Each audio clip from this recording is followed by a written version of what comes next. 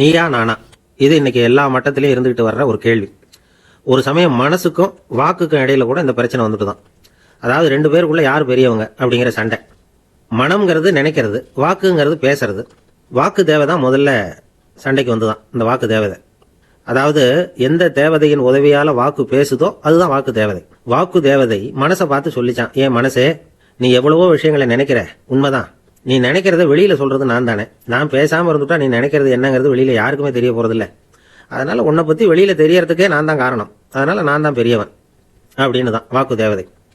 இதுக்கு மனசு பதில் சொல்லிச்சான், இத பாரு, நீ பேசுறதுக்கு விஷயம் கொடுக்கறதே நான் தானே. நான் நினைக்கலன்னா நீ எப்படி பேச முடியும்? முதல்ல நான் சிந்திக்கிறேன், அப்புறம் அதை நீ வார்த்தையால வெளிப்படுத்துற. அதனால நான் தான் பெரியவன் அப்படின்னு மனசு. இப்ப மனசு பெருசா வாக்கு பெருசா, இதுதான் அவங்களுக்குள்ள போட்டி. எண்ணினாதானே பேச்சுங்குது இது, பேசினாதானே எண்ணமே வெளியில தெரியுங்குது அது. இப்ப என்ன பண்றது? சரி, நமக்குள்ள சண்டை வேணாம், நேரா பிரம்மா கிட்ட போவோம். அவர் தானே எல்லாத்தையும் படைச்சவர், உண்டாக்குனவர். அவர் என்ன சொல்றாருன்னு கேட்போம் அப்படின்னு முடிவு பண்ணிட்டு ரெண்டு பேரும் பிரம்மா கிட்ட போனாங்க. பிரம்மா கொஞ்சம் யோசனை பண்ணி பார்த்துட்டு, படைப்பு ரீதியா பார்த்தா நான் முதல்ல மனசை தான் படைச்சேன், அதனால மனசு தான் பெருசு அப்படின்னு சொன்னார். இதை கேட்டதும் வாக்கு தேவதைக்கு ரொம்ப வருத்தம். ஒரு மூலையில போய் உட்காந்து அழ ஆரம்பிச்சுட்டுது. அப்போ மனசு அங்க ஆறுதல் சொல்லிச்சான், இதை பாரு, அழாதே, நமக்குள்ள யாரு பெரியவங்க அப்படிங்கறத நாமே ஒரு பரீட்சை வச்சு தீர்மானம் பண்ணிக்குவோம். அதுக்கு நீ ரெடியானது அது. அதாவது இப்ப நாம ரெண்டு பேரும் என்ன பண்றோம்னா, வேகமா ஓடி போய் பிரம்மத்தை பார்த்துட்டு இதே இடத்துக்கு திரும்பி வந்துடணும். யாரு முன்னாடி திரும்பி வர்றாங்களோ அவங்க தான் பெரியவங்க, சரியா அப்படின்னு மனசு. சரின்னு ஒத்துக்கிட்டது வாக்கு. உடனே போட்டி ஆரம்பமாச்சு.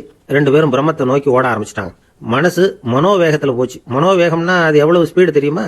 இப்ப நீங்க மனசால அமெரிக்காவுக்கு போகணும்னு எவ்வளவு நேரத்துல நினைப்பீங்க? ஒரு வினாடி அதுக்குள்ள ஆகாது. இப்ப நாம அமெரிக்காவில் இருக்கிறதா நினைச்சோம்னா நினைச்சாவே போனது மாதிரி தானே, அவ்வளவு ஸ்பீடு. அதுதான் மனோவேகம். இந்த ஸ்பீடுல மனசு பிரம்மத்தை நோக்கி போயிட்டு இருக்கு.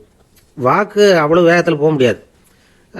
அதனால அது மெதுவா போயிட்டு இருக்கு. ஓட முடியல. கொஞ்சம் தூரம் போய் பார்த்தது, அதுக்கு மேல போக முடியல, நின்னுட்டுது. முன்னாடி ஓடின மனசு ரொம்ப காலம் கழிச்சு திரும்பி வந்தது. வழியில நின்றுகிட்டு இருந்த வாக்கு தேவதை அதை பார்த்தது. என்ன, பிரம்மத்தை பார்த்துட்டியா அப்படின்னு கேட்டது. எங்க பாக்குறது, பிரம்மங்கிறது எனக்கும் எட்டாத ஒரு விஷயங்கிறத தெரிஞ்சுக்கிட்டு திரும்பி வந்துட்டேன். எனது மனசு அது எனக்கும் எட்டாத ஒரு விஷயமா தான் இருக்குது. அதனால நமக்குள்ள போட்டி வேணாம், ரெண்டு பேரும் நண்பர்களா இருப்போம் அப்படின்னு வாக்கு. மனசும் வாக்கும் நெருக்கமாயிட்டாங்களாம். நமக்கெல்லாம் மனசும் வாக்கும் எவ்வளவு நெருக்கமா இருக்கோ அவ்வளவுக்கு உலகத்துல நமக்கு மரியாதை கூடும். மனம், வாக்கு, செயல், இது மூணும் ஒன்னா இருக்கணும். என்ன நினைக்கிறோமோ அதை சொல்லணும், என்ன சொல்றோமோ அதை செய்யணும். இப்பெல்லாம் அப்படியா இருக்கிறோம்? நினைச்சு பாருங்க. ஒரு கூட்டத்துல ஒரு சொற்பொழிவாளர் பேசி முடிச்சார். கேட்டுக்கிட்டு இருந்த ஒருத்தர் மனசுக்குள்ள என்ன நினைச்சாரோ தெரியல, ரொம்ப உற்சாகமா கை தட்டினார். ரொம்ப நேரம் விடாம தட்டினார். தட்டி முடிச்சதும் பக்கத்துல இருந்த நானு அவர்கிட்ட கேட்டேன், அவருடைய பேச்சுக்காகவா இந்த கைத்தட்டல் அப்படின்னு. இல்ல, அவர் பேச்சை நிறுத்தினதுக்காக இந்த கைத்தட்டல் அப்படின்னார் அவர்.